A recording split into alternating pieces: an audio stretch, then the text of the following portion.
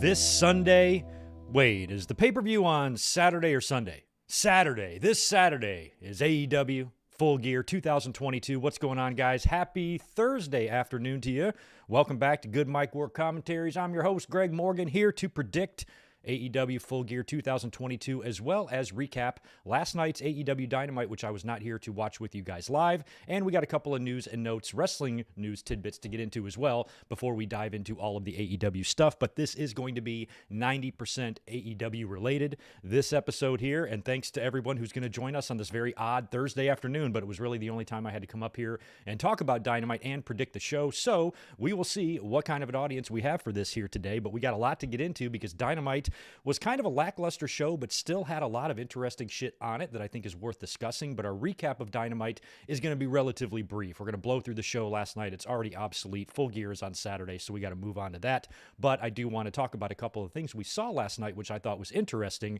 The Moxley and MJF promo at the end was kind of interesting. The Britt Baker promo was very interesting, and the way they revealed the Elite's return was, shall we say, interesting. So we're going to talk about those three main points of last night's Dynamite, talking about some Logan Paul and John Cena news, potentially wrestling at WrestleMania this year in 2023, and also WWE bringing back, most likely, Bronson Reed, Chelsea Green, and potentially even Zack Ryder. So we will talk a little bit about that before we dive into the AEW stuff. But yeah, it should be a cool little 90-minute podcast here for your Thursday afternoon. Just a reminder, we are going to be here on Saturday night, of course, immediately following AEW Full Gear for a full review. If we get 1,000 likes on this video, I will do an AEW Full Gear live reaction.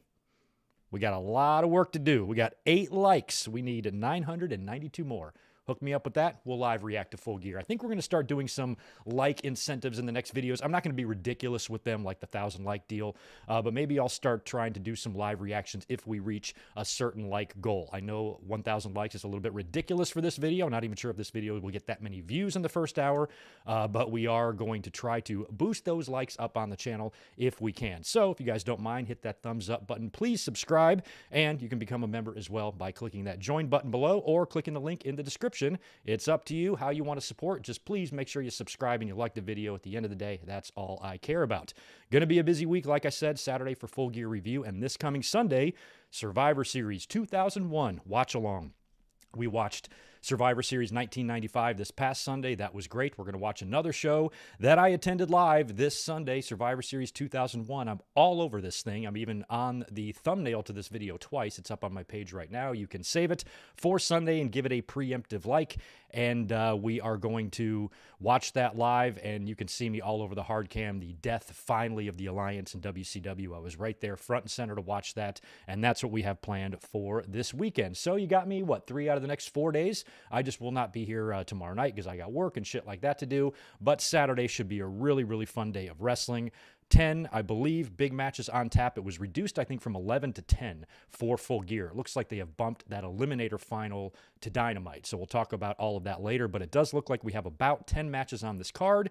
Does not seem to be bursting or overwhelming with matches. I think a couple of shows this year we had like 14 matches, shit like that. So in my mind, as long as you keep it within 10, no more than 12 matches and no longer than 4 hours, I really don't care how many matches are on a pay-per-view. I think it's the length that a lot of fans kind of complain about a lot, and maybe if you just make sure everything stays within the confines of 4 hours, there should be really no complaints in terms of length of the show or how much they're trying to cram into the show. Because another thing you have to remember, AEW does not run a pay-per-view a month. They want to run, 4 a year? They've got Revolution, they've got Double or Nothing, All Out, and Full Gear, right? Everything else in between is little Dynamite special shows and stuff, the Winter is Comings and the Fighter Fests and all that stuff. So they don't have a whole lot of pay-per-views to begin with. So 4 times a year, having a card with 10 to 14 matches on it is hardly something as a wrestling fan that I'm going to complain about. But we might touch back on that subject in terms of lengths of pay-per-views later on as we go through this podcast here and start talking about stuff. So I'm going to go over here to the chat real quick, say hello to all of you,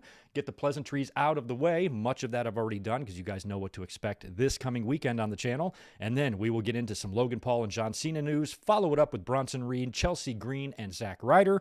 Then we'll run into AEW Dynamite, give a quick rundown of last night's very lackluster crowd. I believe they were in, Bridgeport, Connecticut. So I don't know if the Connecticut crowd is just used to the past few years of WWE's programming and they just had sitting there like they're on a stump out there, but they were not that energetic for the show last night. And the show wasn't that great of a go-home show compared to what we have seen from AEW in the past. So hopefully they will still be able to pull out a good buy rate for this pay-per-view on Sunday, because I still think it's going to be a good show, and I think AEW is still going to find a way to land on their feet with MJF, considering that they basically had to rewrite their entire fall main event program, because this was all supposed to be, 8 or 9 weeks of great CM Punk and MJF building to this moment where MJF takes the belt from CM Punk. We didn't get that. It's Moxley now, but I still think it's going to turn out to be a fun match and a fun finish and a fun conclusion when it's all said and done. But in terms of how the build to this pay-per-view went this time around, I ain't going to lie, shit has felt off in AEW since Brawl Out. I mean, I felt like they were riding high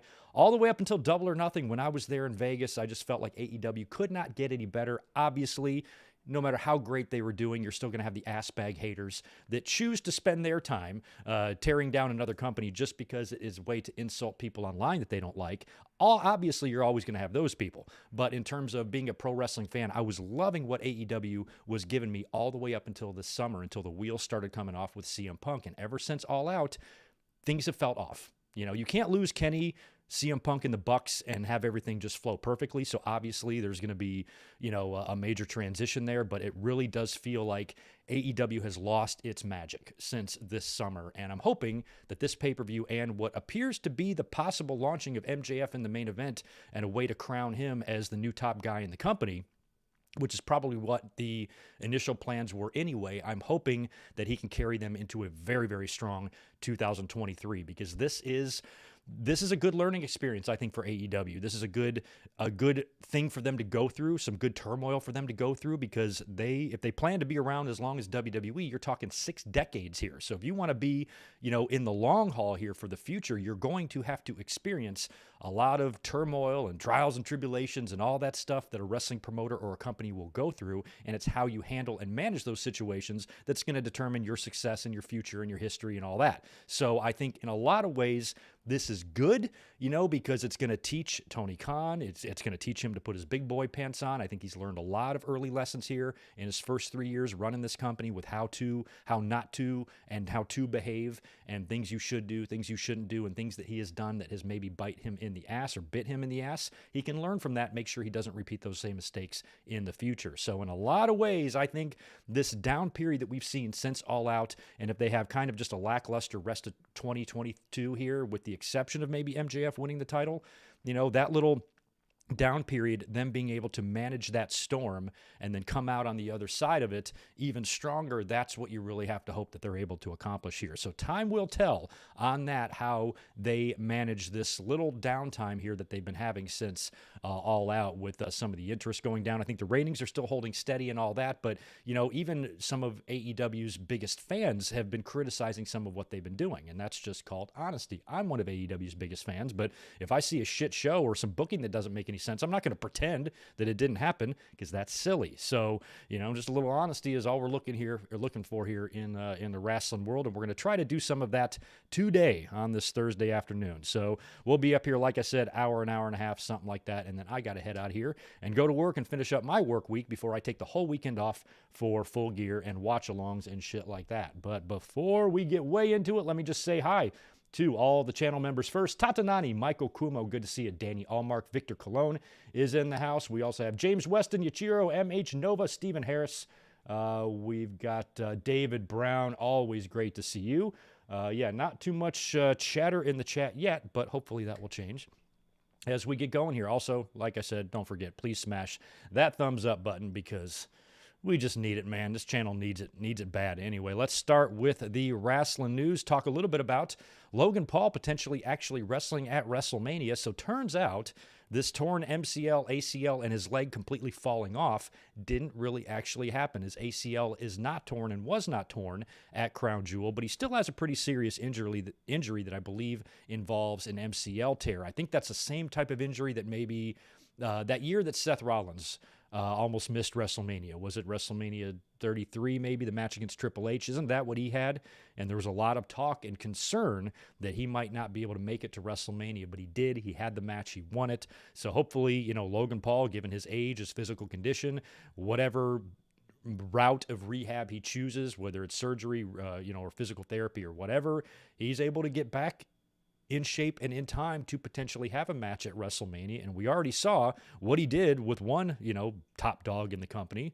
Why not do it again? Logan Paul apparently said he sent out a text to Triple H saying, let's break the internet again and do Logan Paul and John Cena. But I don't think that's going to be entirely up to Triple H. You got to see what John Cena is doing, because he might be in a movie or something. He kind of does some outside shit now. So does The Rock. It would be interesting to see The Rock and John Cena both involved in wrestling matches this year at WrestleMania, with me in the house at WrestleMania 39 in LA. I'm going to be there. If you are too, let me know. We'll meet up.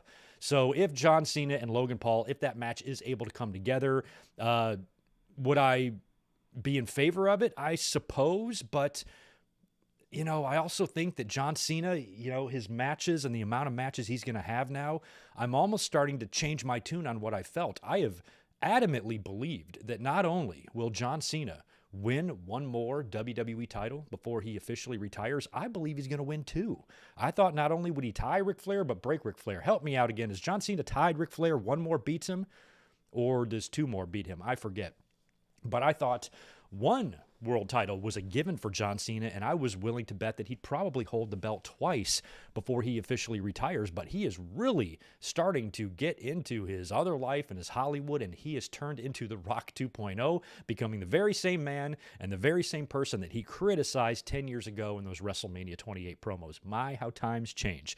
I even think I had Cena's back in a lot of what he was saying, and here he is looking like quite the hypocrite all these years later. So if John Cena isn't going to be in the ring that much anymore, and he's going to be coming around about as often as The Rock, then I think you need to save those Cena matches for actual wrestlers. Now, granted, Logan Paul, John Cena would look great on the marquee, but there's going to be a lot of great shit on the marquee at WrestleMania. I would almost rather have John Cena have a match with a current WWE star, because I honestly don't believe, even though I think John Cena is a great wrestler and a lot better than people gave him credit for, dude had Match of the Year candidates every year he was active in the ring.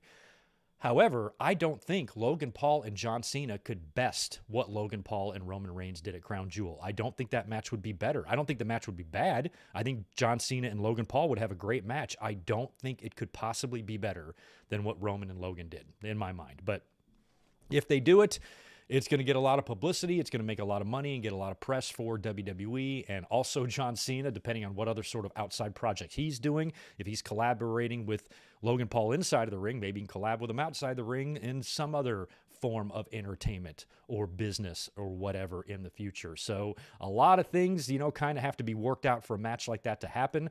But I'm not against Logan Paul having a match at WrestleMania. I'm not against Logan Paul having a big match at WrestleMania. He's earned, that right. He's got a name, the recognition. Everybody knows who he is. His matches draw a ton of press, and he performs well in those matches. I know it sucks to take a spot away from a Mustafa Ali or a Finn Balor or somebody like that, but it's just what wrestling is. Unfortunately, that's just life. I'd much rather give celebrities who can actually fucking work and wrestle the spotlight than ones who can't. So in my mind, we've had a lot worse in the past with Logan Paul, WCW putting Jay Leno in the ring and shit. So at least we're not doing that. And if Logan Paul has a match at WrestleMania and it's a big one, then good for him. I think John Cena might make the most sense for Logan if he's looking for a megastar to face. If Roman and The Rock are going to face at WrestleMania, it really only leaves John Cena. Who would Logan Paul really target, since he's already targeted the big dog, the top dog, the tribal chief? There's only one, who else you're going to go after? You just go after Tozawa? No, you're going to go after the next best thing, which is John Cena, or perhaps even, hear me out, Brock Lesnar. That was the cap to my pen. Whenever I have a pen, I always, it's like a, OCD thing? I push off the clip, the pen clip. I just yank them off and they always fly in the air. And that was you seeing me do that live. So what if you did Logan Paul versus Brock Lesnar? Could you imagine that match? I might almost be interested in Logan Paul versus Brock than Logan Paul versus Cena. I think that would be funny. I mean, Jake Paul, was boxing, former champions. What about Logan Paul wrestling a former UFC champion, since he's already wrestled the current WWE champion? Brock and Logan might be a lot of fun, and it would be really weird to watch Brock sell for Logan, but I don't know if that's something that's even possible. But let me know which match you think would be better. For a wrestling fan, which match would you prefer to see? Brock Lesnar against Logan Paul or John Cena against Logan Paul? I think either one would be kind of interesting, even though they both sound a little bit ridiculous. And I can't envision a world where Logan Paul would win either of those matches. But we will see in the future what Logan Paul winds up doing at WrestleMania. Provided he's healthy and can physically compete in a ring, he will have a match. You can guarantee that. It's just a matter of who his opponent will be. So time will tell. Speaking of guys coming back in, we might see The Rock come in. We might see John Cena come back in. But apparently, WWE has real interest in bringing back Bronson Reed. This is nothing new. We've heard these rumors and rumblings before. Andrew Zarian of Mat Men Podcast reported interest in Bronson Reed a while back. The Observer confirmed and reported, I believe yesterday or this week, that an actual physical contract has been offered to Jonah Bronson Reed. He was another guy that was released. Very surprising release. He seemed to be pretty broken up about it and vowed to not fade away into oblivion. He worked New Japan, had a match or two with Okada, I believe, right? And was turning some heads over there. And Triple H has always liked him. And apparently he's on his way back, and I think he will. If he's been offered a contract, I believe in my heart he has signed. It's just a matter of when he debuts. I wouldn't be surprised at all to see Bronson Reed on TV this week, or perhaps debut right after Survivor Series, or find a way to debut him at Survivor Series if you wanted. But I think no later, the absolute latest, that we see Bronson Reed in the WWE, unless there's a visa issue or something we don't know about, I'd put that no later than the Monday of Raw, or the Monday Raw after Survivor Series. That's when I would expect to see him at the very latest, if not sooner than that. Also, Chelsea Green has been rumored to be coming back to the company for a while. And as we talked about this the first time it was rumored, the first thing I said is that, do you think they would bring Zack Ryder with her? Because Zack Ryder spent over a decade in the company, and I believe he was another one of those names released in the 2020 shitstorm of COVID releases and all of that. He spent a lot of time in the company. He has not been sitting on his ass either. He's kept himself in tremendous shape. He's been doing a lot of fun stuff on the indies, even working the hardcore stuff with Nick Gage and all of that. So he's he's stayed busy. He's stayed relevant. I think it's caught the attention of Triple H. And if you're going to bring in I think Chelsea is either Zack's fiance, or they have actually tied the knot to one or the other. But bringing in Zack with her, I think they could find something fun for Zack to do without the hindrance of Vince McMahon. Zack Ryder isn't going to be challenging for world titles or anything like that, but he was an entertaining dude, and he got himself over in the WWE and then got himself over outside the WWE. The dude has a knack for doing that. So I think bringing him back in, I'd love to see Zack Ryder back. I always liked him, and always thought highly of Matt Cardona as just kind of a funny guy. So if they bring him back in with Chelsea, I'd rather, honestly, I'd rather have Chelsea and Zack than Mike and Maria, to be honest. Nothing against Mike and Maria. I think I like Chelsea and Zack better. So we'll see if they wind up coming back in together, or if it's just Chelsea Green. We do have the Royal Rumble coming up, and with the Royal Rumble comes a Women's Royal Rumble. And in most years, WWE has not even had enough women on the roster to fill a Women's Royal Rumble. So usually they have to call in some help from outside. That's when we saw Mickie James and a lot of the divas from the past make appearances in these Royal Rumbles. I think right now they have about 28, 30, something like that on the roster. So I think they technically could put 30 women in the ring, but if one of them gets injured, then what do you do? So I think it's good to beef up your women's roster. We've seen the return of Candice LeRae. We've seen Mia Yim. Chelsea Green comes back. Who else did we recently see turn back up? Emma.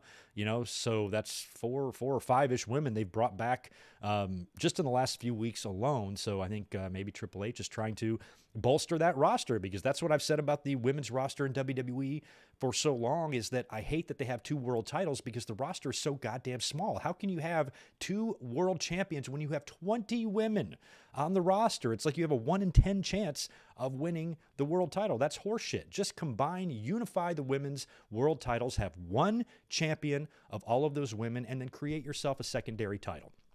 create a women's intercontinental title, use the old school 1980s design, except make the strap, instead of black, make it pink or bedazzle it up or something like that, but make a women's intercontinental title that looks like the old IC belt from back in the day. And then you also have your women's tag team titles, and that's all a division of that size should need. You should not need 2 world titles, 2 secondary titles, 2 nothing. So I think you just unify the 2 world titles, create an IC, and you've got the tags, and that's literally all that division needs. Does not need any other title, at least right now, when you only have 25 to 35 women on your roster. You don't need more than 4 belts. It's ridiculous. So that's what I would do if I'm Triple H heading into 2023. I would love to see something like that go down at WrestleMania, where you unify the titles, but I know that's not going to happen, and I'm just wishful thinking. That's all. But it would be nice if we did create a women's IC. I think it would be cute. You know what I mean? Anyway, that's all I've really got for the wrestling news on WWE's end of things. We do need to talk about AEW now. We're going to run through Dynamite real quick, and then I am going to also talk a little bit about Tony Khan's Full Gear media call, which was done today. A couple of interesting notes coming out of that. We will run through that as well, and then we will predict the 10 matches that I currently have written down here for Full Gear to close out the show. Oh, you're done with your break, Tatanani. Well, good luck getting back to work. I am sorry for being here in the middle of a Thursday when many of you are in the middle of your week or working or whatever, but it's really the only time I had. Yeah, this is pretty much one of the least energetic chats that we've had in a while. Maybe it's a Bridgeport, Connecticut chat. I don't know. But anyway, speaking of AEW Dynamite last night, let's roll through that show. I was not home to watch that live with you guys, but there were a couple of interesting things that went down on there. The show was from Bridgeport, Connecticut last night, and as I was at work, kind of reading through Twitter and social media, seeing what you guys thought of the show, I was seeing a lot of complaints about the crowd and their energy. It seemed like it was very low energy last night, and the crowd just wasn't into a lot of what they were doing. That could be part of AEW's fault, part the crowd's fault, just depends, but AEW crowds usually have a bit more energy than what we saw in Connecticut last night. I have not taken a look. I should real quick here. Let me just pull up who I usually go to for rating. I don't think we have a Dynamite rating out yet. No, it does not look like Brandon has put anything up yet. I don't see a Dynamite rating, I don't think. Oh, yes, I do. Here it is. 818,000. So that's a little bit lower. That's a drop. They've been about 100,000 more than that. Every week, they've been right in that mid-900,000 range. I thought they would hold that for last night, but it looks like they drew 818,000 for a 0.28 in the share. So not great going into Full Gear. This was the least watched Dynamite in total, and 1849 viewership in the normal time slot since June. So this is the least watched since June. I did think that did look like that number did look a little low. Dynamite was outranked among cable originals by 2 NBA games on ESPN and SportsCenter following the late game, according to Showbuzz. So a little bit of a low number heading into Full Gear. I don't know what AEW has set as a target goal for their pay-per-view buys or anything like that, or what they're looking to sell on that, but hopefully they meet their goals, and I'll be picking up the pay-per-view this week over on the Fight TV. It's rumored that one of the Acclaimed got injured last night. That sucks. I really hope that's not the case. Bowens, it must be Bowens, right? Because he was in the match with Swerve, and Swerve did come down with a pretty gnar-looking hammer on Bowens' arm. So maybe he was injured, or maybe he just really was a good seller. And I loved that music video they debuted last night. That was funny stuff. But anyway, like I said, last night's Dynamite random, a lot of good matches on the show, and a few random items that I thought were interesting. We had a big tag team match to open up the show. All 4 combatants that are going to be battling for the Ring of Honor heavyweight title or world title at Full Gear battled in a tag. Jericho and Sammy Guevara taking on Claudio Castagnoli and Bryan Danielson. The babyfaces got the win when Claudio taps out Jericho in the sharpshooter, holding Jericho's own baseball bat over his shoulder while Jericho taps out. If you do the math there, Claudio will not be winning that Ring of Honor title on Saturday. I don't necessarily know if Jericho's going to retain it either. I would love to see them throw a curveball, put it on Sammy, and would really love to see it go on Danielson. But since it's a four-way, I'm just not sure. I'm going to give you my final prediction on that in just a couple of minutes. Loved the Darby. I loved the Darby Allin and Acclaim stuff last night. Great stuff. The Darby Allin short film was great with Sting, with the body surfing body bag and the Sting driving the car. Sting just kind of looks over and smiles. So fucking badass. Loved all of that. Loved the Acclaimed segment. Their music video with the Captain Insano cameo, and they kind of pan out and show a couple of stunt doubles for Swerve and Strickland watching Captain Insano, and they do a spoof of the Waterboy where they call in and get laughed at by Captain Insano. That was all really fun, and Bowens and Castor and Billy all rapping on the beach. I have no idea what they were referencing in terms of Will Washington from Fightful. There's something going on there. I didn't really catch what that reference was, but everybody was cracking up about that, and that led right into a match between Swerve, Strickland, and Anthony Bowens. Good match here. Swerve got the win, putting down Anthony Bowens, injuring his arm, and again, much like the Claudio victory over Jericho, there's no way, provided, as Victor said, maybe it's an injury. I have not read anything about that today. I was reading over some wrestling news to add to my notes. I saw nothing about a Bowens injury, so he was probably just selling that. So barring any injury, I don't see any way Swerve and Lee win the tag team titles. I think you're going to continue to go with the Acclaimed until it's time to pass those belts to FTR. I don't see any other way to go there unless an injury changes things. Samoa Joe interview.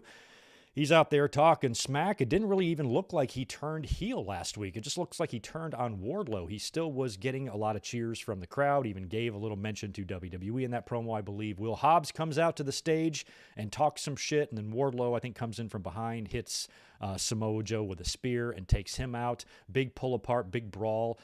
Wardlow with the big swan dive over the top rope onto everybody. Great stuff there. And, of course, those three guys have their triple threat match Saturday for the TNT title. Really good opportunity here to get the belt off of Wardlow without beating him, but I'm still not 100% sold on them belting up Hobbs just yet.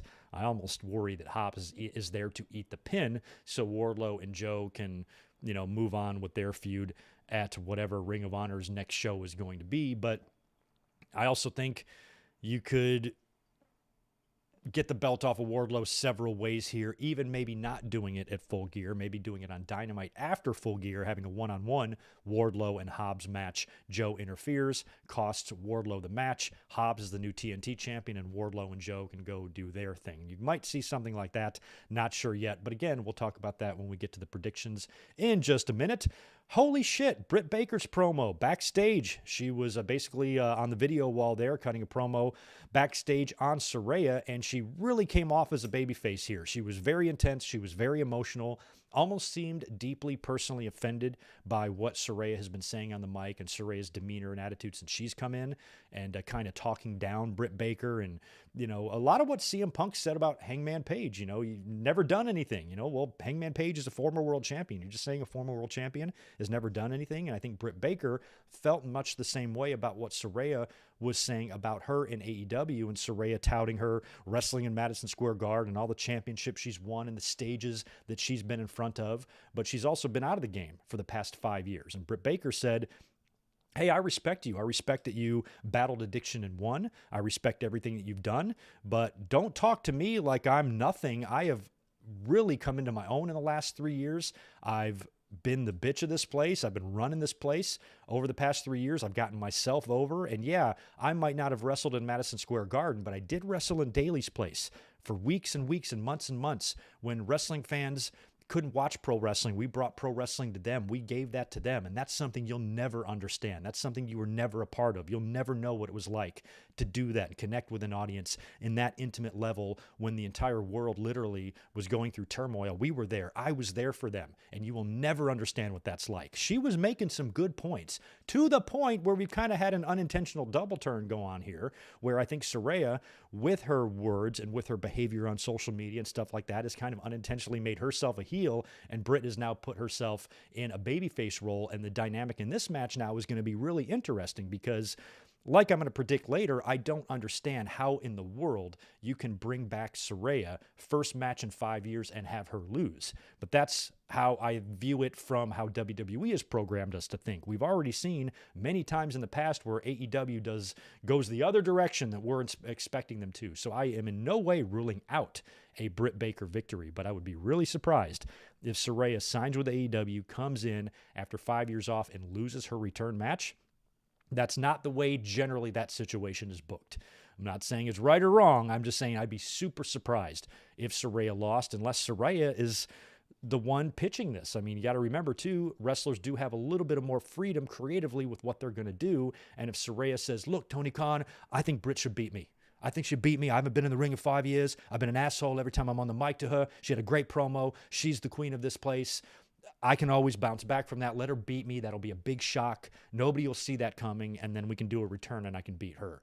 You might want to do it that way. Plus, you got to factor in Jamie Hayter. She also has a championship match later on at Full Gear. Are we going to see Hayter and Britt both lose their matches?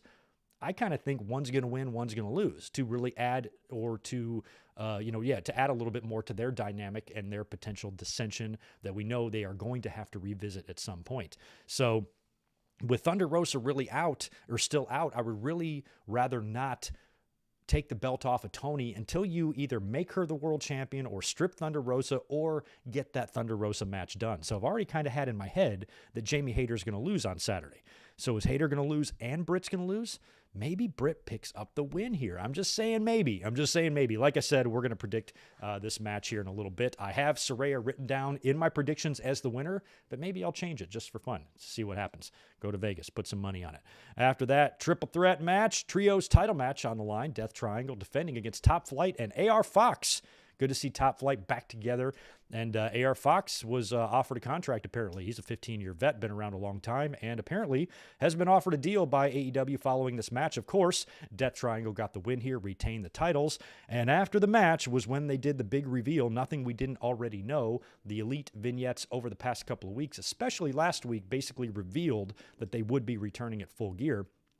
I just thought it would be a mystery opponent situation or whatever. And after the match, Pac gets on the mic and says, we've all heard the rumors and whatnot. He never mentions the Elite by name, but he does lay down a challenge to them at Full Gear. And then you immediately pan over to the video wall where you see the match graphic for Full Gear with the Death Triangle, and then they have the reverse Thanos come in. Because before, everybody was just kind of disappearing, right? And now they're reverse disappearing.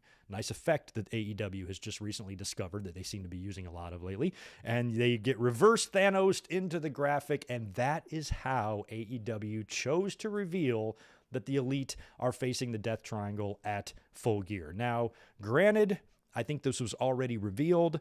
Granted, that vignette last week told us that they're going to be at Full Gear. It's not like I wasn't expecting this, but I think it would have been more fun if they would have done it maybe more along the lines of what they did with CM Punk when he came back, because everybody in that United Center crowd that night on Rampage knew CM Punk was there and knew that he was going to be there. And he was going to be showing up and cutting a promo and all that. We knew that. So AEW did not have to say anything. They didn't have to do anything. It was kind of like really already known and understood. So it would have been fun if they kind of did the same thing here. If Pac just says, we're challenging you-know-who, and then they come out. Instead, they reveal him on the match graphic. I'm on the fence about it. Part of me thinks that that's a really weird way to bring back three major names like that. But at the same time, they already revealed this last week. That vignette with the Full Gear stuff just told us that they're going to be at Full Gear. So maybe this isn't the way many of us would have brought them back in. But I also don't know if you want to bring them back in, like build a whole show around them. The main event segment, Kenny and the Young Bucks return. Oh my God, what are they going to say? I think a big part of how they're being brought back is due to some of the limitations they have on what they can speak about in terms of Brawl Out. As we're going to talk about here in a minute with the Tony Khan media call today, he still is shooting down any questions about details about CM Punk and the Elite and the Bucks and anything regarding that investigation. He cannot talk about it at all. So you don't want to build them up in the fans' mind. Oh my God, the Elite are coming back. Make it sound like a big deal. They're gonna show up on Dynamite in the main event segment and get some things off of their chest. They can't get anything off of their chest. They're gonna have to come back and be largely who they were right before the day of All Out. They're going to have to be those Bucks and Kenny. You're not going to be able to take anything that happened at Scrumgate and tie that into these new fresh characters. I don't believe. I think they're going to be exactly who they were before, and they're going to win the trios titles from Death Triangle, and they are going to continue, or they're going to basically start the run that they were supposed to be on right now. And who knows, maybe they were set to drop those trios titles at Full Gear had they held on to them and not had to forfeit them. So they might have been set to drop them here. Instead, everything got delayed. I believe they're going to win them, and they're going to run with those titles for however long Tony Khan intended them to keep them. And it'll be interesting to see who winds up taking the belts from the Bucks and Kenny, if it's a Hangman Page tie-in or something like that, who knows. But I think another reason, like I said, why they were brought back maybe in somewhat of a lackluster way is because you can't really bring them back in a big way, because they're not going to be able to say on the mic what fans want to hear them say. You know what I mean? So, if we're not waiting with bated breath to hear from the Elite, what's the point of really bringing them back in a major way just for the fans to be disappointed in terms of what the Elite give us on the microphone or whatever? So at the end of the day, this might be the better way to do it, not to draw so much attention to it. Again, you don't want this CM Punk situation to take more attention away from a main event of your pay-per-view. You know what I mean? So if you booked Kenny and the Bucks to come back and cut a promo on the whole deal and rake CM Punk over the coals, fucking Twitter's going to be going nuts about that, and everybody's going to forget about MJF's title win just like they forgot about his return at All Out. So I don't want to see anything compromising that and what they're trying to accomplish there. So maybe just making the Elite's return a big deal, but keeping it a little bit low-key at the same time is probably the best approach in my mind for that, just because of the limitations on what they can be talking about and shit like that. I think they're going to drop little hints. Kenny and the Bucks are not going to be able to help themselves. There's going to be little tiny subtle hints, I think, digs at Punk, digs at the situation, referencing the situation, but nothing in your face. That's kind of how I feel like they're going to handle this. So that's why at the end of the day, I guess I'm okay with them being revealed on the graphic because of everything we just saw and the situation and circumstances surrounding it. But that doesn't mean I don't agree with people who think that was kind of a letdown. It was, I ain't gonna lie. But it is official now. Death Triangle, Kenny and the Bucks at Full Gear. Fun shit. After that, we had Ricky Starks. Now, this whole situation confused the shit out of me because I was trying to figure out what the hell's going on. We're in the middle of this Eliminator tournament, right? Last week on Dynamite, we saw Lance Archer take out Ricky Starks. We were doing a live reaction. I don't even think I understood what was going on when we were watching that. I'm like, oh my God, Lance Archer, what's going on? So they ran that last week because I believe Ricky was not medically cleared to compete in the match he needed, so they wrote him out. So this week, it's going to be Starks and Lance again, although they're postponing the match till Friday on Rampage. So this Friday, it's going to be Starks and Lance Archer.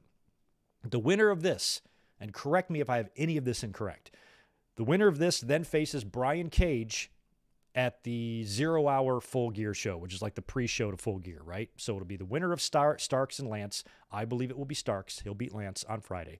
Starks will face Cage on the pre-show. The winner of that was supposed to face Ethan Page on the Full Gear main card. Tony Khan mentioned today in the media call that match has been bumped to Dynamite.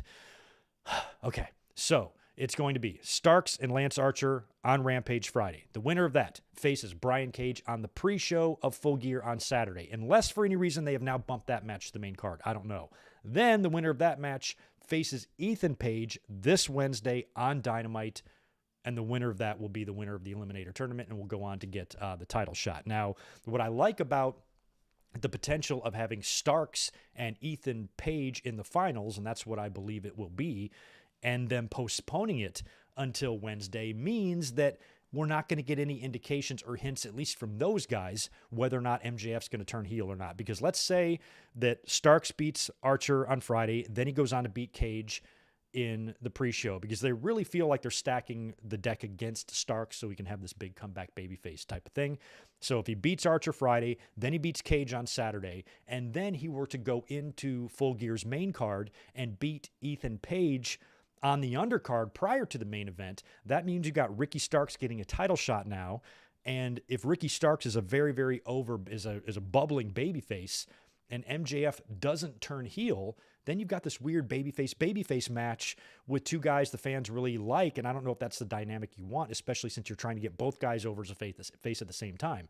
So if Starks were to win, then I'm like, well, that's pretty much a guarantee that MJF's going to be turning heel in the main event, win the title, and then he can go against Ricky Starks. But if Ethan Page won, he's kind of a douchebag heel, and he's also in the firm, and that would make an interesting match with him and MJF. So I feel like if they did that match on the pay-per-view, it might give away what's going to happen with Mox and MJF. But at the end of the day, it's a confusing situation. But I believe when it's all said and done, it should be Starks coming out of this thing as the winner, unless MJF goes babyface. Because I think Starks, if I want to give him a run, he is a superstar in the making here, Ricky Starks. I hope Tony Khan and AEW understands what they have. Don't fuck this up. You've done a great job of making some pretty good stars, Wardlow and MJF, and now you got Ricky Starks. You could argue that maybe Jungle Boy hasn't quite gotten there yet, but the Acclaim certainly has, and Darby certainly has. There is a lot of talent in AEW that has gotten over without any need or help from WWE or their past. You know what I mean? And I think that you've got another one here that's come along.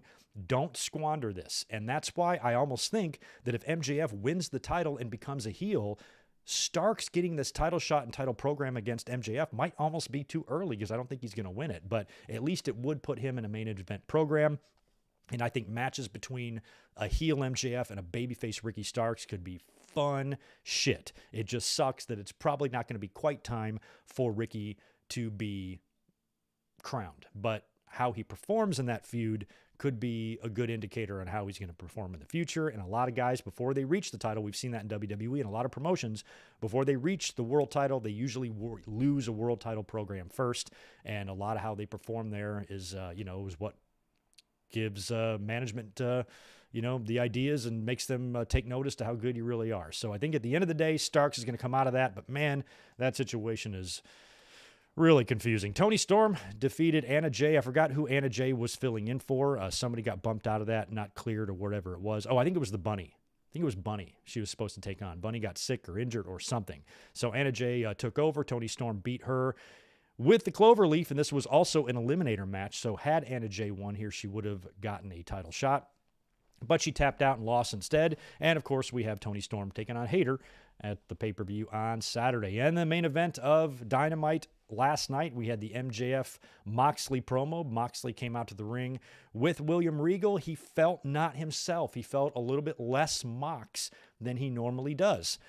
This guy's supposed to be on vacation. You got to remember, he was supposed to leave after Double or Nothing, take some time off. He's been working his ass off. Maybe he sees the writing on the wall. Maybe he knows after Saturday he gets a break and he's already mentally checked out. I don't know. That's not something I expect out of Mox. He's usually all in, and this guy doesn't play any games, and he's been one of the best and most protected stars of 2022. I don't even remember the last time this guy lost, aside from his match with CM Punk. I know he lost to Nick Cage a couple weeks ago, but prior to that, I don't know how far back you'd have to go to find a pinfall loss of Jon Moxley. So he's been over like Rover. He's great. I'm going to give him a pass here. The fact that he forgot what fucking day the pay-per-view was on, and he even stumbled up his words in the story he was trying to tell.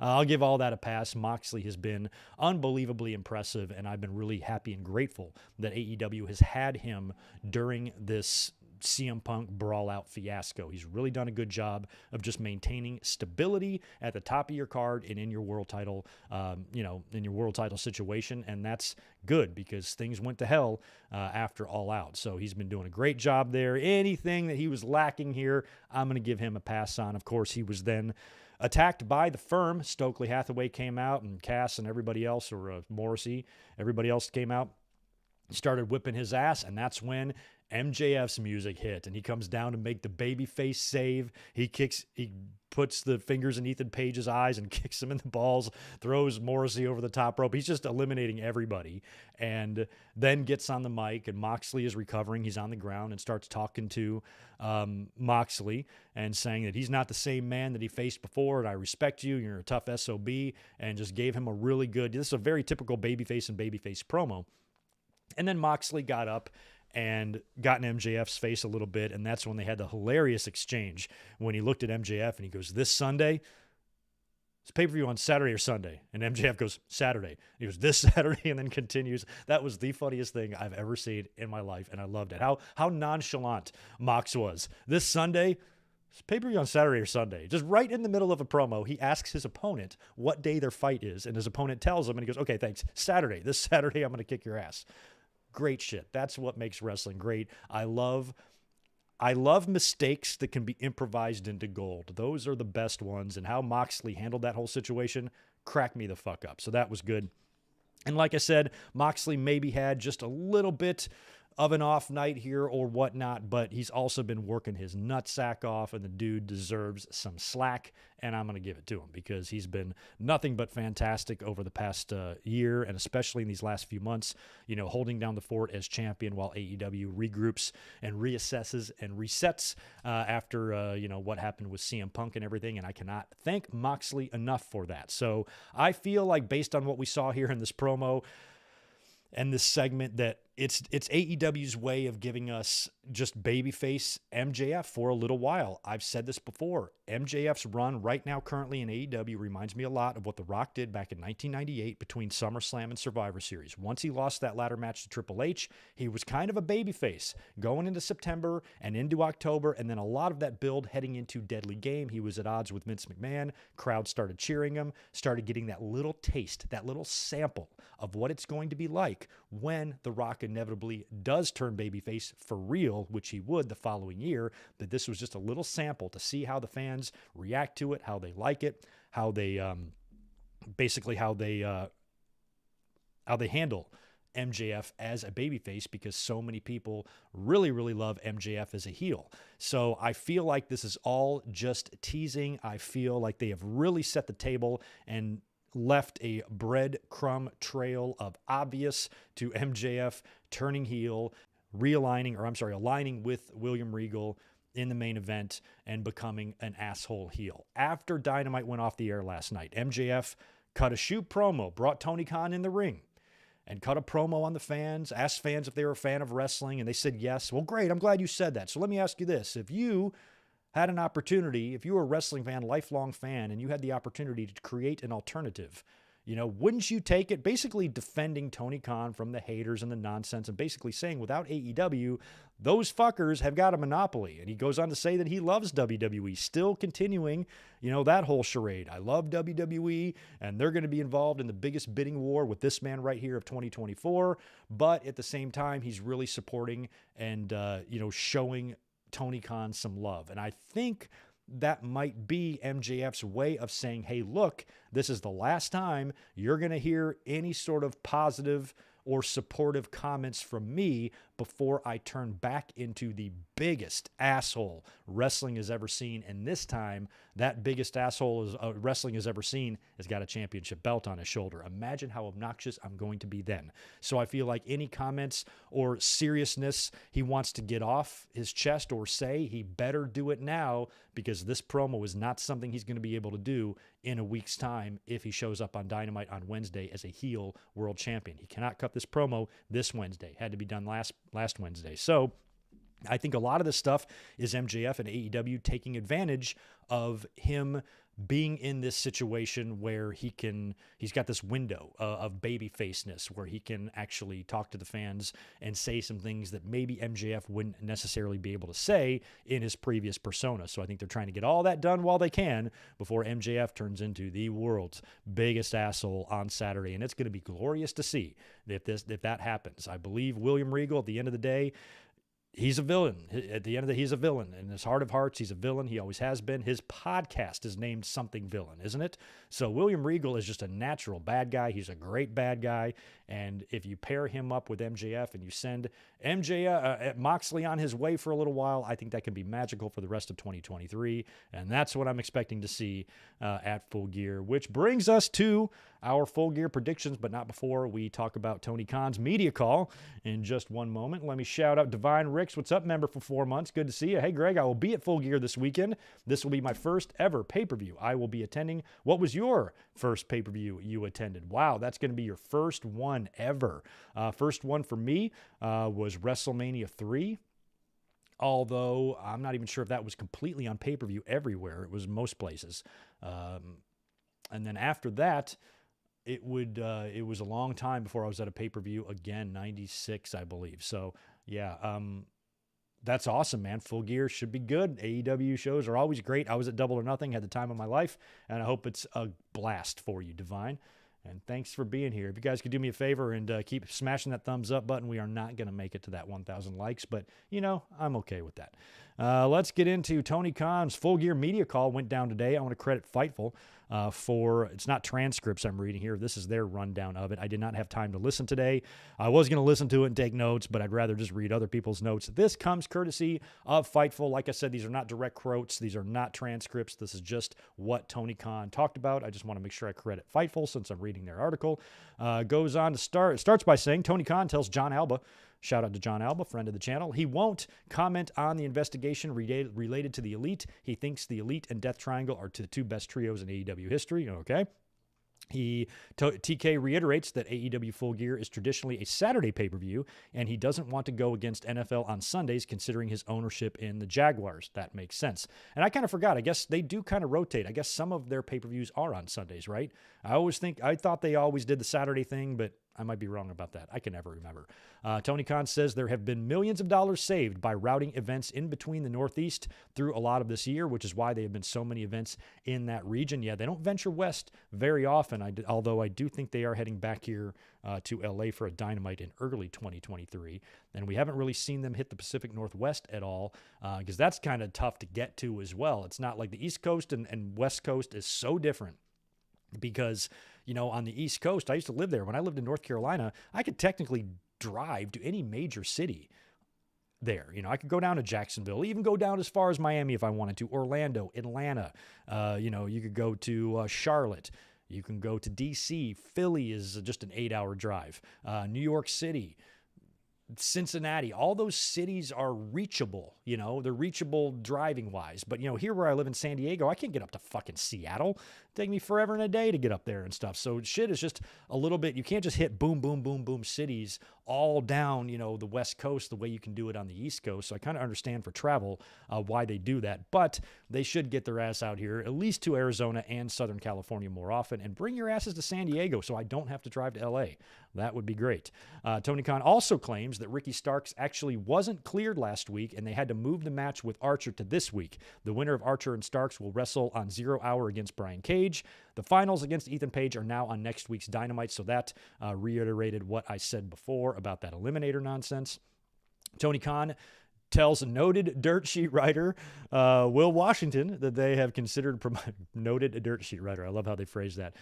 They have considered promoting Tony Storm to undisputed champion. He wants to give Thunder Rosa the opportunity to come back, but we'll see how things go. Now, that's one thing I've talked about a lot recently is that part of the biggest problem, or one of the biggest problems I have with this interim championship nonsense, is that if you find yourself in a situation where you do an interim champion, but then your world champion is out for longer than expected or for an extended period of time, what happens if that interim title loses, or that interim champion loses the title? What happens? Is that person now a former world champion, or is that for a person a former interim champion? I think it gums up your title history and your legacy. I'm OCD freak about that stuff. That's why I get so annoyed with WWE, with these SmackDown belts and these Raw belts and these world tags and these WWE tags, Universal titles, world title, WWE title. Now we do belt exchanges when people switch brands. They just give the championships to the new title holders. It's just fucking up their lineage and history, and I don't like convoluted nonsense. It's so hard to keep track of that shit.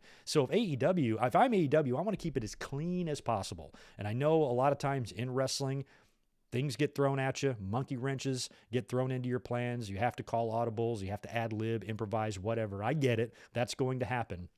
But I think when you basically, in my heart, here's what I feel. I feel that Tony Khan created this interim champions thing because the person that got injured was CM Punk. And we know that Tony Khan climbed all up inside the ass of CM Punk while he was there.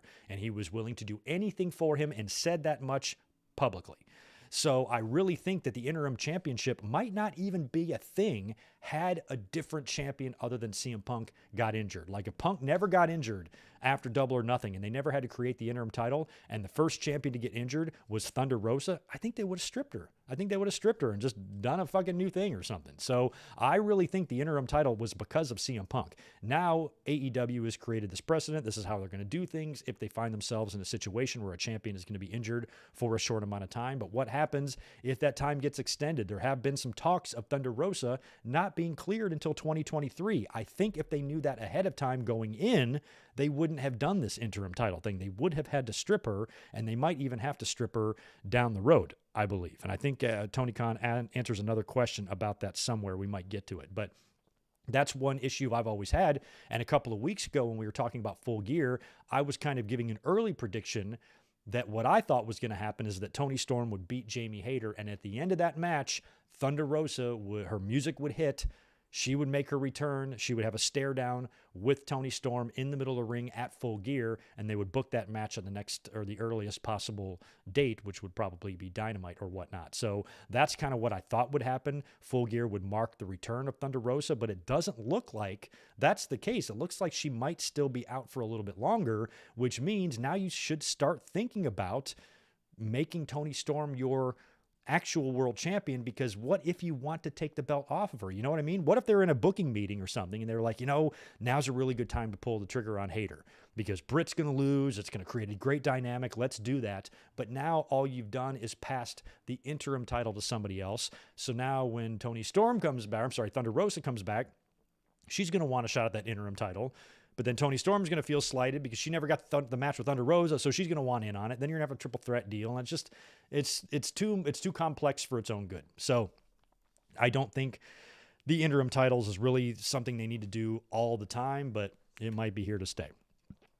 Tony Khan says that a common thread on AEW Full Gear is AEW originals against some new names. I got to think back to some Full Gear cards to remember that. I know last year was Kenny losing the belt, right, to Hangman Page.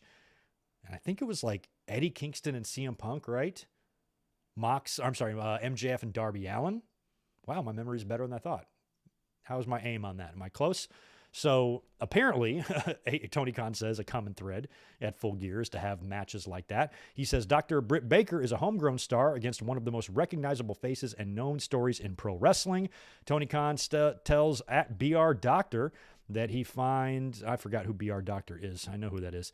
That he finds he gets to spend more time with talent at the AEW Dark tapings, and he came to know and like AR Fox there. That's interesting. So that's how Fox got his shot on Dynamite and apparently got a contract last night. Tony Khan tells Dave Meltzer that Chris Jericho helped make the connection to Martha Hart, and they'll continue the Owen Hart tournament tradition, so that will be back next year. That's good news.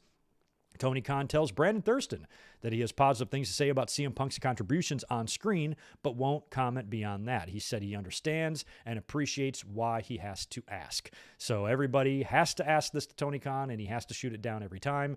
And most people are being, respectful and understanding of this now. They kind of get it. And you never know. I mean, there might still, based on Tony Khan's language and all of that, the fact that he's not even taking the opportunity to take even the slightest of small cheap shots at CM Punk, if anything, praising him here.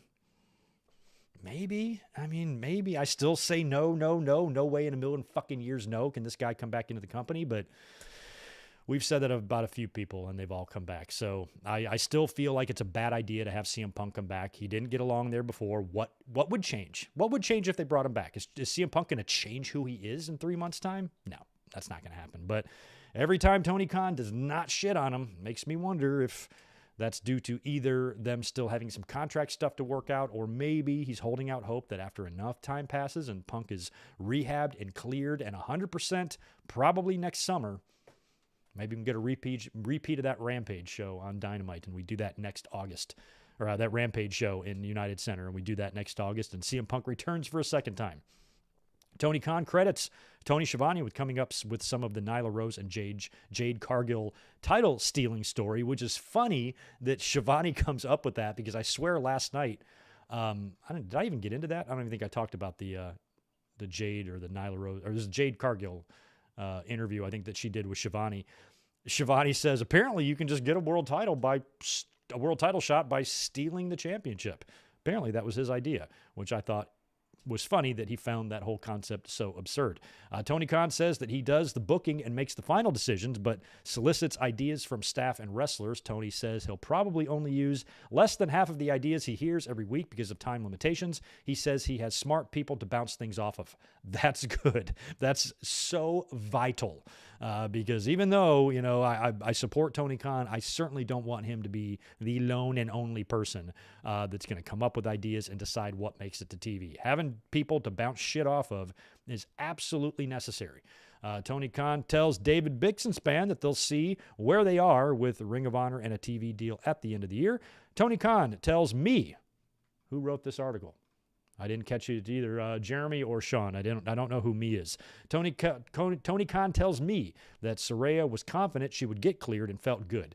In the event that they didn't, they had a lot of ideas, and she would have been a great ambassador for AEW. So that's good to know, too, because once we heard Saraya's story about how she got cleared, and you do the math on the timeline there, I'm like, well, that means they signed her prior to knowing if she was going to be cleared or not. But as we speculated, we kind of thought that it was probably pretty obvious she was going to get cleared. AEW knew that. She knew that, and they signed her and got her in there before everything became official. But apparently nothing was official until October 31st, and Saraya had already been in the company prior to then. And that match is going to be really interesting on Saturday. And finally, Tony Khan tells Nick Hausman, the man who kickstarted the entire or who didn't mean to, but he was basically the spark that ignited the Brawl Out flame, tells Nick that he did not know what CM Punk was going to say and wouldn't comment much beyond that. He pivoted to talking about Swerve and Keith Lee after. So he was asked about CM Punk, didn't reveal much other than he appreciated his contributions and that he did not know what Punk was going to do when he was sitting there. And for everybody that says, oh, Tony Khan should have put his hand over the mic or stopped him, I don't know, just put yourself in Tony Khan's shoes. I think a lot of us would do that. I know I fucking would. I'm just a restaurant manager, but I do have employees. I have plenty of people who I'm the boss of. I would never let them do something like that. But I also understand that you might be in a situation where you're so fucking shocked, you might have that deer in the headlights look. Well, fuck, is he shooting? Is he working me here? Or like, what's going on? Is this just an angle? Or, what do I do? How do I even react in this situation? So it was so bizarre that I don't even know what Tony Khan should have done. I know what I would have done, but I'm not Tony. Tony's Tony. So whole situation was crazy. So not too many notable things coming out of that media call, but a couple of interesting tidbits. I thought it was important that we looked into that. So that brings us to Full Gear coming to us this Saturday. Newark, New Jersey, Prudential Center, 8 p.m. Eastern, 5 p.m. Pacific, Full Gear 2022. Here is what we have. We know we've got that zero-hour match that Tony Khan says is still going to be on the 0 hour, and the finals of the Eliminator will be moved to Dynamite now. It's going to be the winner of Starks and Archer on Rampage. I fully expect that to be Starks.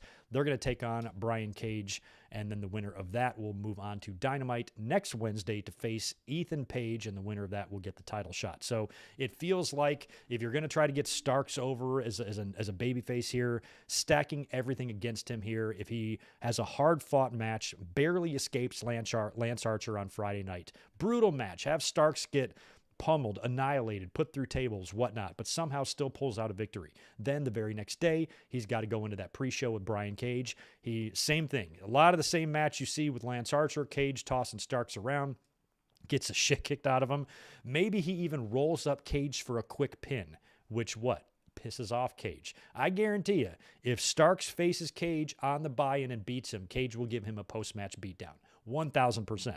So if he catches Cage with a quick one here, and then Cage puts him out, now you've got a beaten and battered Ricky Starks going into his match. Maybe it would have been better if that match was on Dynamite, on Full Gear, because that would be a major uphill battle for him to overcome, but it could still be an uphill battle going into Dynamite, beaten and bruised, maybe some a rib tape, that shit they put around him or something. He's definitely going to be taped up or have some sort of injury going into the match with Ethan Page on Wednesday. I guarantee it. In the end, I think Ricky Starks will win, and he will likely win the whole thing unless MJF wins the title and he remains babyface. Then I think maybe Ethan Page wins. since he did poke him in the eye and kick him in the balls the other day and toss him out of the ring. If it's MJF and Paige, then it's heel, unless MJF stays babyface. Otherwise, I think it's going to be Starks against a heel MJF and MJF's first title program, because MJF, every champion's got to beat the first person they face, unless you're Triple H in 2002 and you cough the fucking belt up to Hulk Hogan at Backlash. Otherwise, generally in wrestling, once you win that belt, you don't enter your very next program and give that belt away to them, especially if it's your first title or they're running with you or you're, or whatever. So I don't see any way for that belt to get on Starks now, but I think a Starks MJF feud to close out 2024 or 2022. What fucking year am I in? We're in 2022 right now. To close out 2022 would be super fun. The matches would be crazy, and the promos would be good. Starks is a star. Starks is a little miniature mochaccino rock. He's the best. I love Starks, and I think him and MJF together could be magical. So at the end of the day, I'm going with Ricky to win that whole damn thing when it finally finalizes. And now we are on to the main card. 10 matches I have written down. If I forget any of them, please let me know in the chat. We are going to start with Darby Allin and Sting, tag team match against Jay Lethal and Jeff Jarrett. Part of me wants to go with Lethal and Jarrett. Jarrett just came in there. He's been cutting promos. Him and Sting are rekindling, their rivalry from TNA. I don't think they had any run-ins in WCW. If they did, it would have been in either 1999 or it would have been maybe in 1997 when Jarrett was there for that brief time. Maybe he was there in 97 into early 98, and then he was gone and back. No, just 97. So he was just there in 97. So it would have had to happen in 96 or 97 or 99 in WCW if they ever faced prior to TNA. But since Jeff Jarrett just came in, Darby and Sting have been there. I think Jarrett and Lethal are going to get the win here. I'm going Jeff Jarrett and Jay Lethal to beat Darby Allin and Sting. I just feel like they will. We have Jungle Boy taking on Luchasaurus inside of a steel cage. I have no idea what the status of Christian Cage is. I don't know if he's close to rehabbing or close to being cleared to return or what. Eventually, we have to get that payoff with Jungle Boy and Christian Cage. So a lot of that hinges on what Cage's status is. I don't know how they're going to book this match because I don't know what they're going to do after this. I feel like Jungle Boy should get the win, but I also think you could have Jungle Boy lose, especially with help from Christian Cage, if the plan is still to do this match between these two guys. Winter is coming up, so you could maybe do it there, provided Christian is healthy, although I don't know if he is, and then give Jungle Boy his big win there. Or I also feel like Jungle Boy's got to beat both of these guys. He's got to beat Luchasaurus first, then Christian. So I'm not convinced Jungle Boy is going to win the cage match, but I'm going to predict him to win. Jungle Boy wins the cage match over Luchasaurus.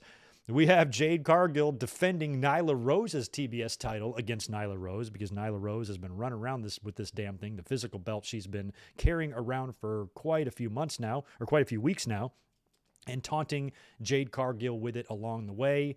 Not too hard to figure out the way this one's going to go. Jade is undefeated. That will not change. At Full Gear, she will beat Nyla Rose and beat her badly and regain not only the physical belt, but retain her championship as well. So I'm going to go Jade Cargill over Nyla Rose there.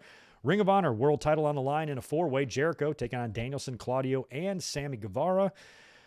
Good opportunity here to put the title on Danielson, but I kind of wished they already did that based on Claudio tapping out Jericho last night. I don't think it's going to be Claudio. I think it would be fun for Sammy Guevara to win the championship just to go in another direction, but I also think you want to keep the championship on a major name going into whatever you're going to do in 2023, because apparently Tony Khan does have plans for Ring of Honor to have weekly TV next year, early next year. That could be streaming service. That could be something as simple as YouTube. We don't even know yet, but if you're going to do that and you're going to have weekly TV for Ring of Honor, then the strongest named champion, I think, needs to be champ going into that. So I think changing the belt here, I would just have Jericho hang on to it until that first Ring of Honor show, whatever big Ring of Honor show you do, Final Battle or Death Battle, whatever the fucking shows are, whenever the next one is set, or whenever you know and you have a plan in place for a TV deal, whatever that first big show is, have Jericho defend the title and drop it to somebody. I was thinking we thought it would be somebody like Daniel Garcia in the future, and it definitely could be, but I think you have to establish and get Ring of Honor going before you pull the trigger on something like that. So as much as I would love Danielson to be Ring of Honor champion, I don't think AEW has done well by Bryan Danielson so far. I think he should. I had him all set to win the title when the CM Punk thing happened, because I thought Moxley was going to go on vacation. Danielson's the next best thing in my mind other than Punk, and they didn't go with him. And they didn't go with him in the Ring of Honor championship match either. So since he's already had a failed attempt at that title against Jericho, having Danielson win here in the four-way just seems out of place, and I don't feel like it's going to happen. And I think Jericho, in the end, will probably win the match here. I just wouldn't mind seeing a curveball thrown at us. I really wouldn't mind Sammy Guevara winning the title, because I think that could make Sammy and Jericho perhaps face each other at Winter is Coming, and Jericho wins the belt back. You add to Sammy's legacy, and give him another championship just to rile up the fans even more and troll them.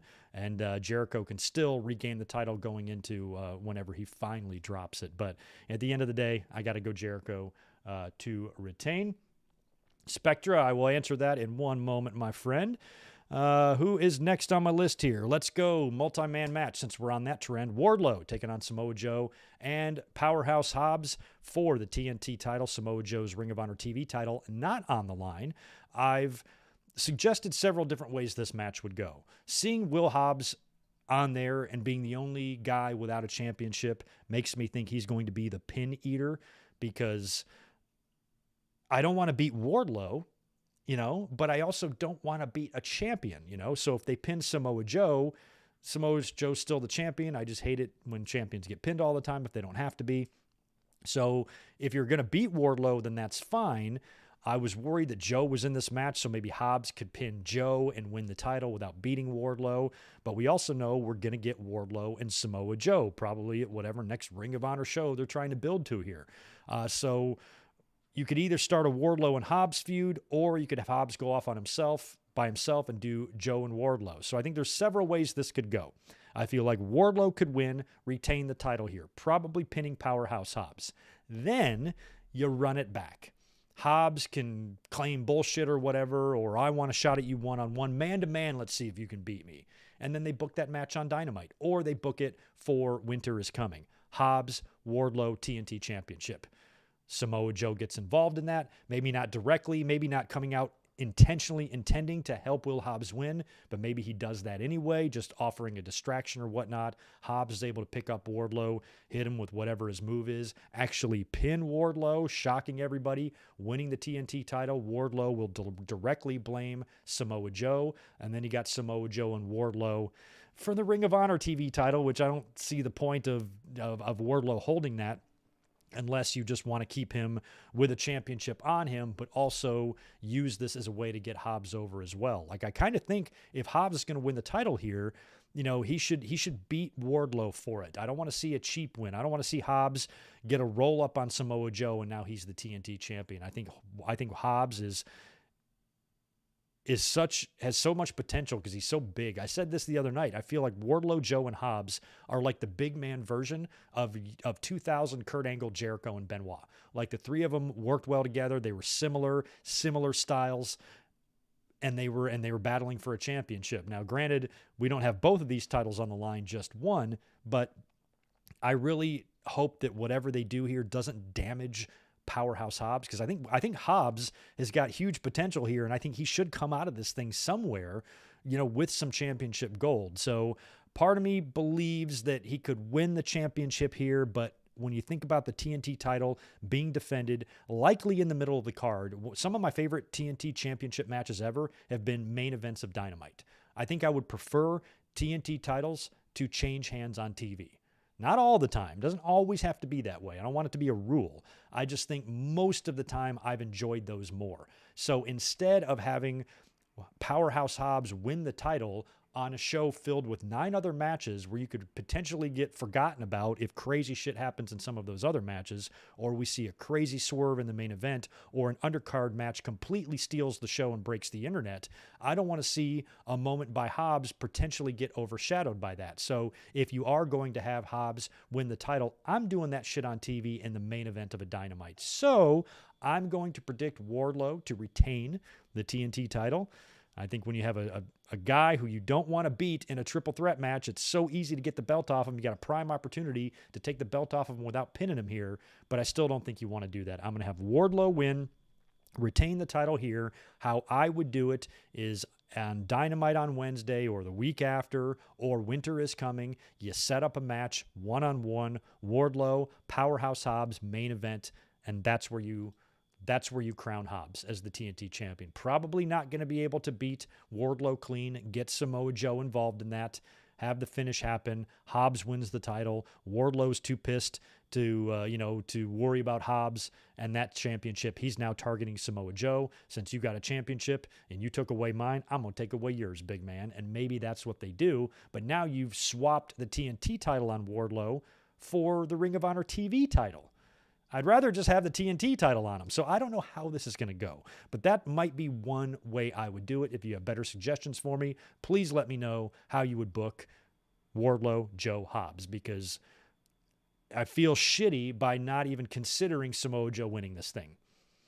I've talked about Wardlow, I've talked about Hobbs, haven't said shit about Samoa Joe. So for some reason in my head, the idea of Samoa Joe being a double champion isn't possible, but it should be. I think Joe has just as good an opportunity as either one of these guys to win the title. I just don't feel like it's likely. So I could see either guy winning.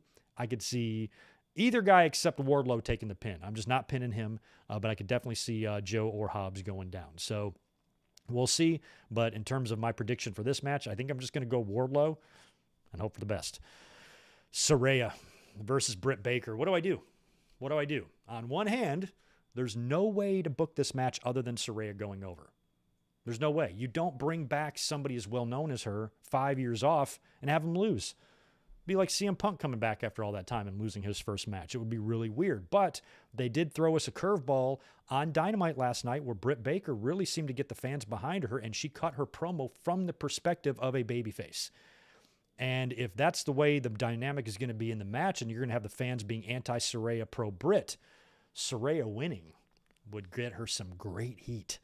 So even though I'm extremely tempted to pick Britt Baker, because like I said earlier, even though it would be crazy to do that, in this situation, 100 times out of 100, you're going to have the returning star win the match, but what's wrong with going in the other direction? What's wrong with shocking us or giving us a finish that we didn't expect? Like I said earlier, I said I wouldn't even put it past Saraya. We know that the talent has a little bit more creative freedom in AEW to pitch things, and maybe Saraya is the one that says, I think Britt should beat me.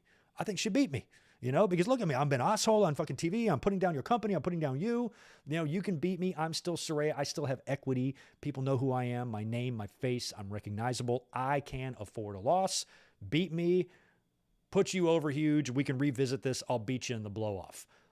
But if Saraya is going to go into this match as a heel, I'm looking at heat. I'm looking at heat. And for her to beat Britt Baker, spit on her, cut a fucking shoot promo after the match and yell at the fans, I'd be into that. So I think I'm going to stick with my original plan of Saraya. But if Britt Baker wins, I will be one of the few people who wouldn't be super shocked. I think if Britt Baker wins, here's what Twitter's going to say. What? It makes no sense. They're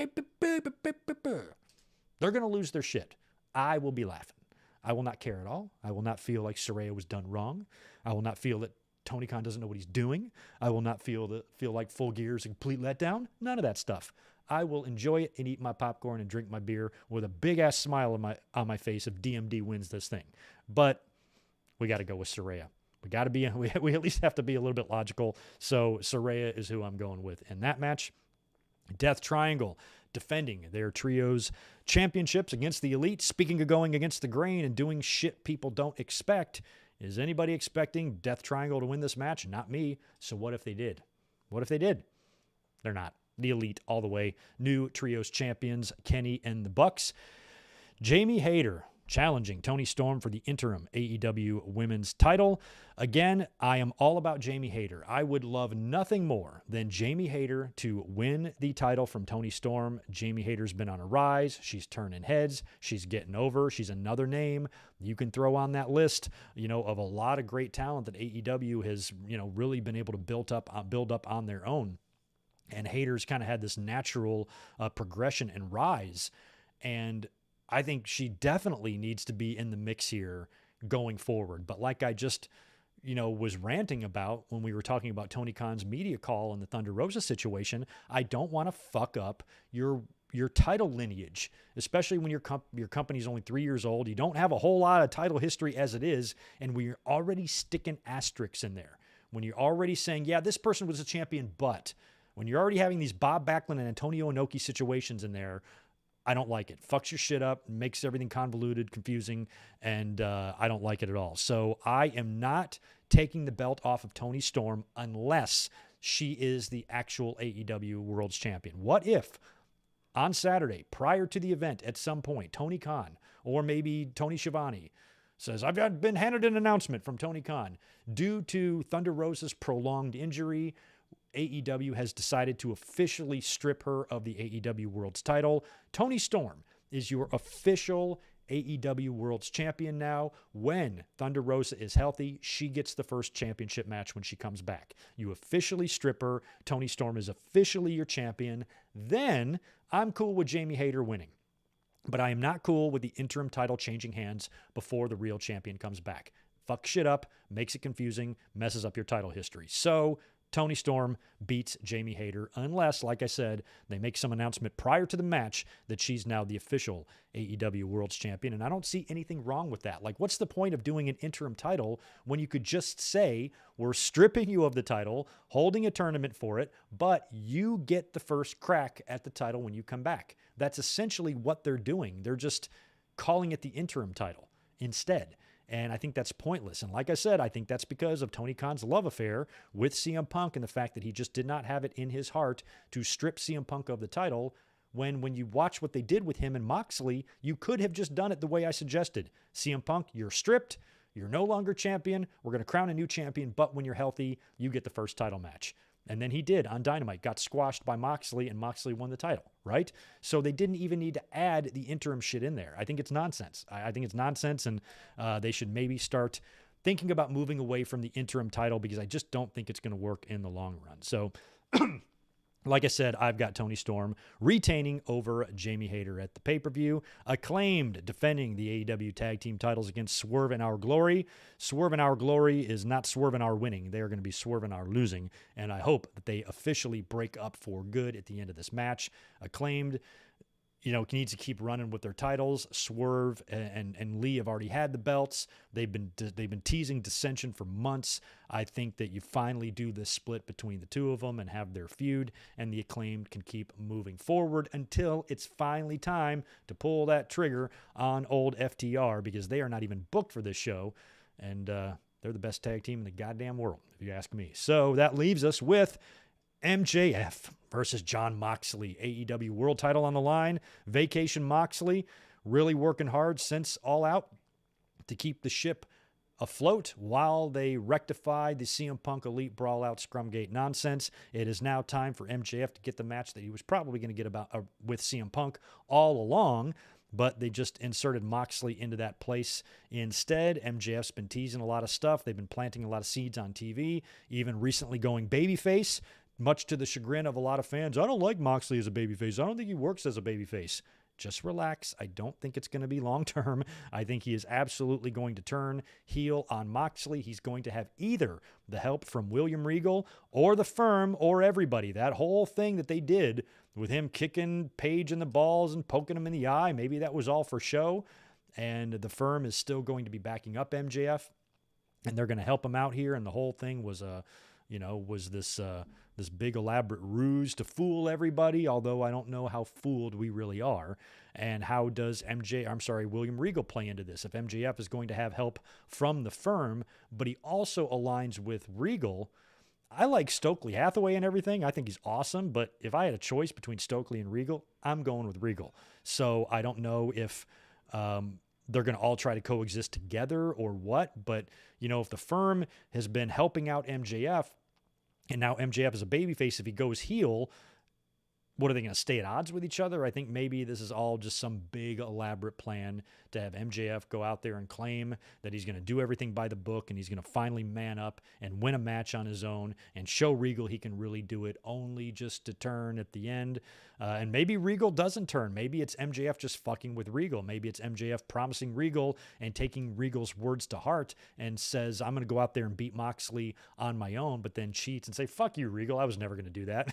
So that might be funny too, to keep Regal with Moxley, to keep him in the Blackpool Combat Club as a babyface, and just have MJF show Regal that I don't care how many emotional promos you cut to me on Dynamite, I'm not changing who I am. You're not going to change what got me this far. How do you think I got this far? By being a slimy, dirty piece of shit.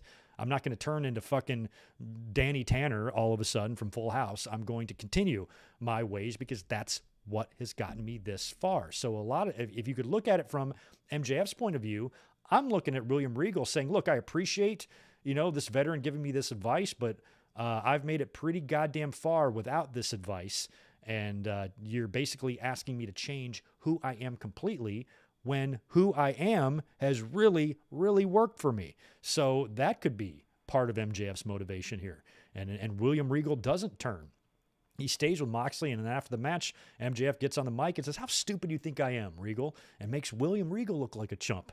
Fuck, then maybe we get a William Regal and MJF match on Dynamite for fun. Who knows?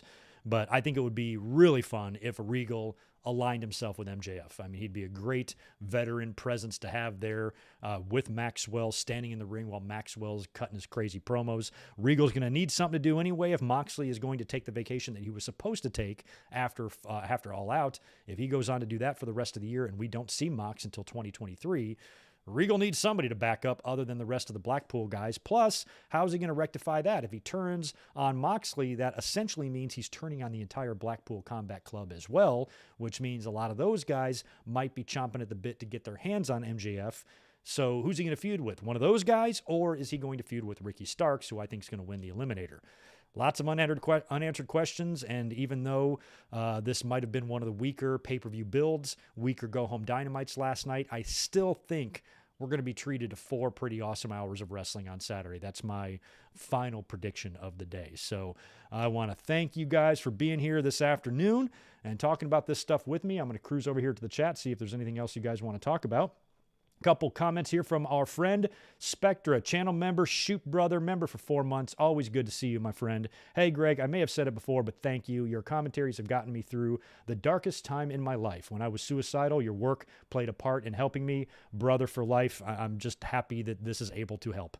If I ever hear anything like that, I consider that, a good thing that people have other places to turn when you're in a dark place. And the fact that I can provide any of that, makes me happy, and it makes me very glad that you are in a better place and that you always have us to fall back on. We're always here talking about wrestling. If you're ever down, just turn on old Good Mike Work commentaries. I will do whatever I can, to cheer you up, if at all possible. Spectre, always a pleasure having you here. And thank you again for that super chat that you chimed in with a little later on.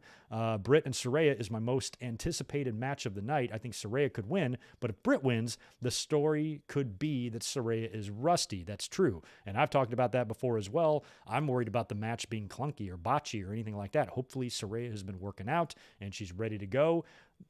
You could use the story that she has had some ring rust, definitely.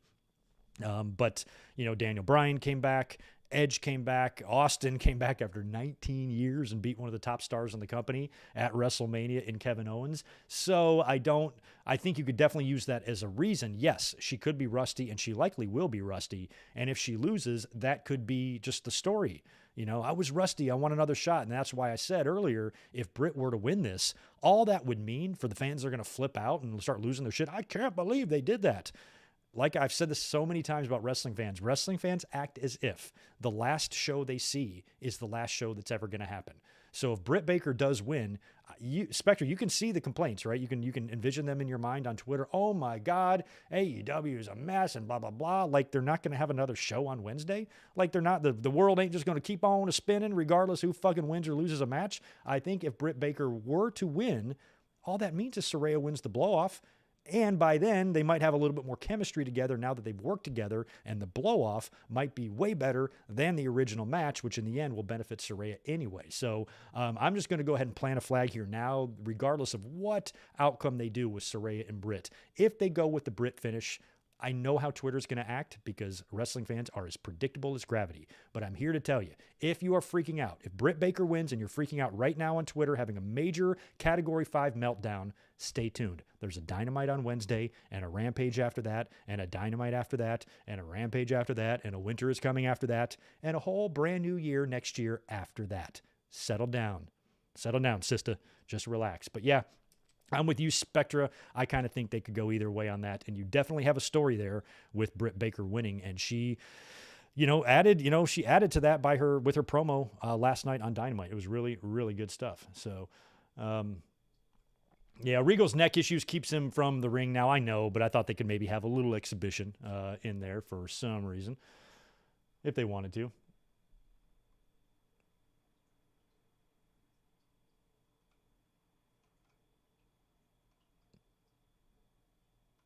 Okay, thank you for that, Victor Colon. You were talking about Sting and Jeff Jarrett before. They actually had a Sting versus Jarrett match at WCW Halloween Havoc 2000. Yeah, I can see them wrestling there because Jarrett came into WCW in October of 99.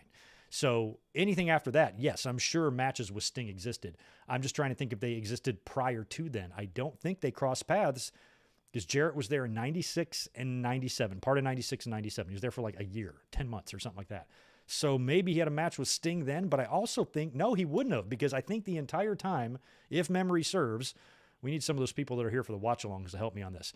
I'm pretty sure that Sting, during Jeff Jarrett's entire run, that first one in WCW, spent his whole time in the rafters. That was during the time that Sting was doing that. So there would not have been a Sting match. He didn't even wrestle until Starrcade that year in 97, and Jarrett was already back in WWE by that point. So, yeah, that was probably their first match was 20-something years ago, and then they probably wrestled a shit ton in TNA, although I'm not sure about that.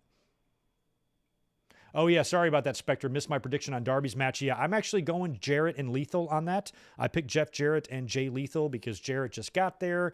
Sting, we've seen these Sting matches on pay-per-views a lot. Sting is great. It's awesome to see him in AEW. I love the level that he wrestles at and stuff. But, at the same time, it has been a couple of years of this, seeing Sting at 60 years old on pay-per-view matches, doing stage dives and stuff like that. We've seen him get those victories and win with Darby at his side. Since Lethal is kind of fresher, and he's going to be probably a big part of Ring of Honor, and Jeff Jarrett just came in, I'm probably just going with the hotter act, even though I think Darby and Sting are way more over and maybe way more interesting than Lethal and Jarrett. I feel like Lethal and Jarrett is the way they're going to go on that one. So we will see. And maybe Full Gear, JR at Full Gear, it's possible. I'm sure he will call something on that show, and he'll just be himself, you know what I mean? But anyway, I got to get out of here. I got to clean up and get ready to go into work for a few hours. So I'll be working the next couple of days, and then I've got the whole weekend off to spend with you guys. Like I said, don't forget Full Gear review coming up on Saturday. Let me see if it's not. I didn't even stick it in the description. Well, my bad. Anyway, I do have the Full Gear review link is all set to go. Let me just paste it right in here for you guys if you want it. There's your Full Gear review. You can check that out. Click it and save it and like it for Saturday. We'll be up here whenever the show ends. I currently have the stream scheduled for midnight on Eastern time on Saturday night, 9 p.m. Pacific here. Show starts at 8 Eastern, so I basically got the show set for 4 hours, and we'll be up here right after Full Gear goes off the air. So thanks again for being here this afternoon, guys. I appreciate it. You guys have a good rest of your Thursday, good Friday, and I will catch you on Saturday for the pay-per-view. Talk to you soon. Peace.